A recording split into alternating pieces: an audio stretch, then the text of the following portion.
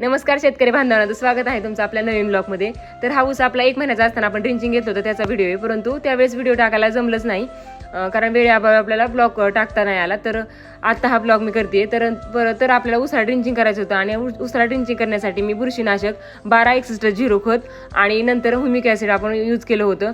तर अशा प्रकारे सगळी औषधं बॅलरमध्ये मिक्स केली आणि हलवून घेतली पूर्णपणे. आणि नंतर हलवून घेतल्यानंतर आपण नाही का निम्माच ऊस ड्रिंचिंग करणार होतं, घरगुती ड्रिंचिंग चालू होतं आणि दुसऱ्या दिवशी निम्मा ऊस करायचा होता. 1.5 एकर आपल्या ऊसाची लागवड आहे.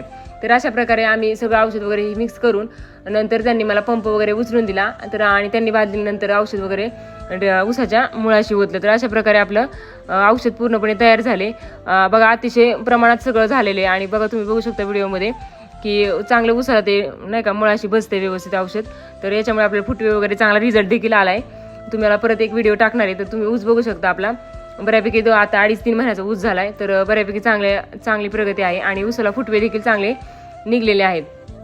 तर आजचा ब्लॉग कसा वाटला नक्की सांगा. तर आमच्यासोबत माही देखील आली होती आणि माही देखील आमच्याबरोबर ड्रिंचिंग करायला आम्हाला मदत करत होती.